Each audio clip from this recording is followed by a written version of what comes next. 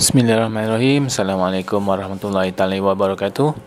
Video ini merangkap kaitan dengan lepas SPM nak belajar apa dan di mana. Okey, lepas SPM nak belajar apa dan di mana. Yang pertama, lepas SPM nak belajar di mana dan belajar apa? Belajar kemahiran. Okey, lepas SPM belajar kemahiran. Nak pilih kemahiran apa, ia bergantung kepada anda. Yang pertama, fikirkan minat apa, mahir apa, rasa-rasa mahir apa, atau rasa-rasa suka apa, nak buat apa. Yang buat tu seronok aja. Okey?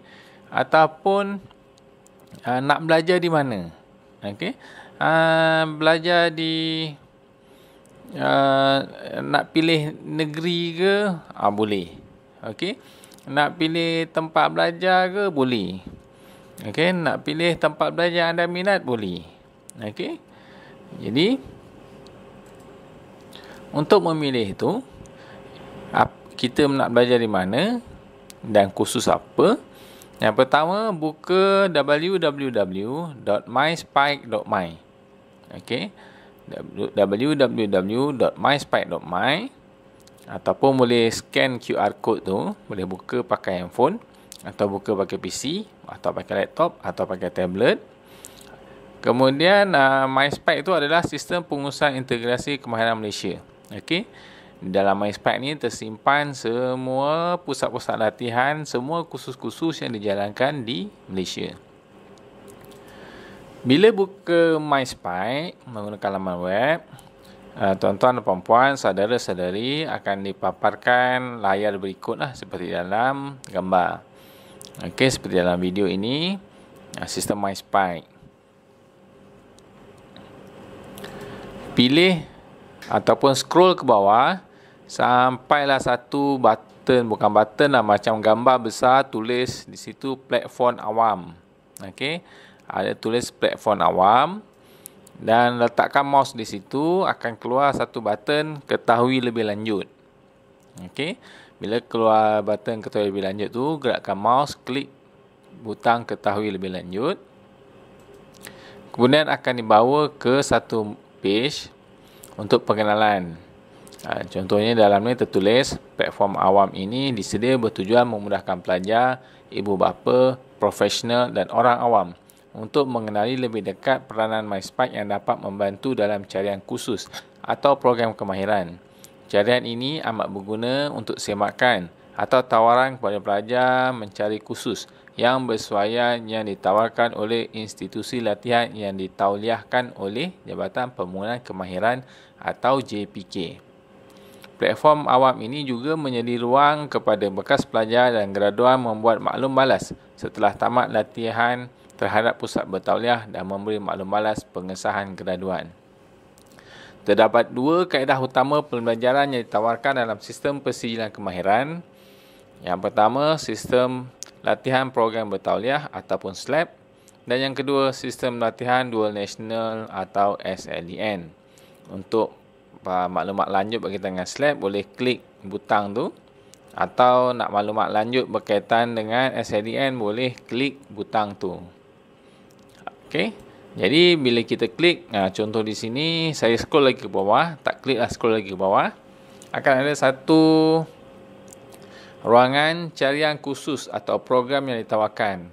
Di situ ditulis semakan dan carian khusus atau program yang ditawarkan oleh Pusat Bertauliah SLAP dan SLDN boleh didapati dari pautan di bawah.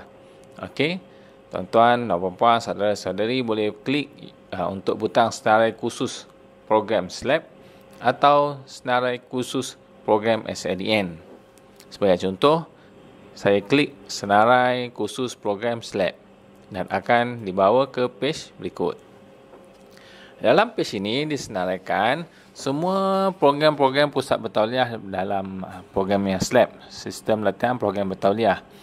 Di dalam tu disenaraikan semua institusi latihan atau pusat latihan, atau kita panggil di sini pusat bertauliah di seluruh Malaysia.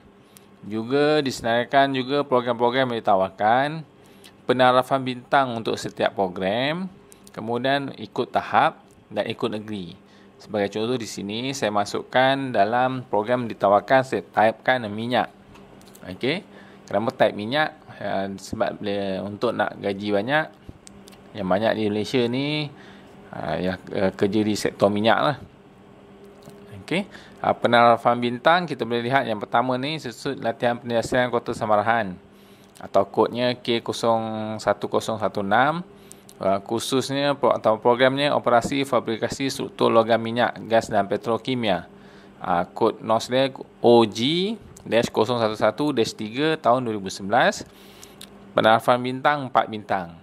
SKM tahap 3 dan negeri adalah negeri Sarawak. Okey, ni sebagai contoh lah. Untuk negeri-negeri lain, tuan-tuan, perempuan boleh pilih. Pilih di negeri ni, kita tukar lah negeri mana-mana. Tahap ni pula boleh pilih nak tahap bermula daripada tahap 1 sampai tahap 5. Okey. Jadi kalau tuan-tuan tahu pusat latihan tu, typekan di ruangan sini pusat latihan, tekan enter. Ini yang program ditawarkan, type minyak dan tekan enter.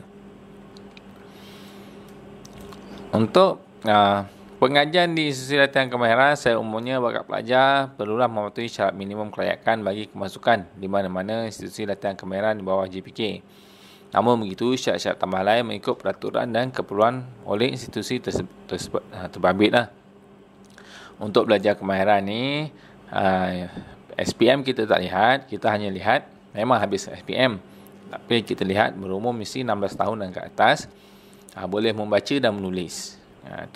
Tetapi nak masuk ke pusat-pusat latihan, biasanya pusat latihan tu menetapkan syarat mereka sendiri. Contoh, kena lulus SPM, ataupun kena ambil SPM, ataupun kena mempunyai sijil PT3 ataupun PMR. Bergantunglah kepada mana-mana pusat latihan yang tuan-tuan pilih. Untuk yuran untuk SCJ Kemahiran Malaysia adalah RM100 untuk setiap tahap. Yang ni wajib bayar lah.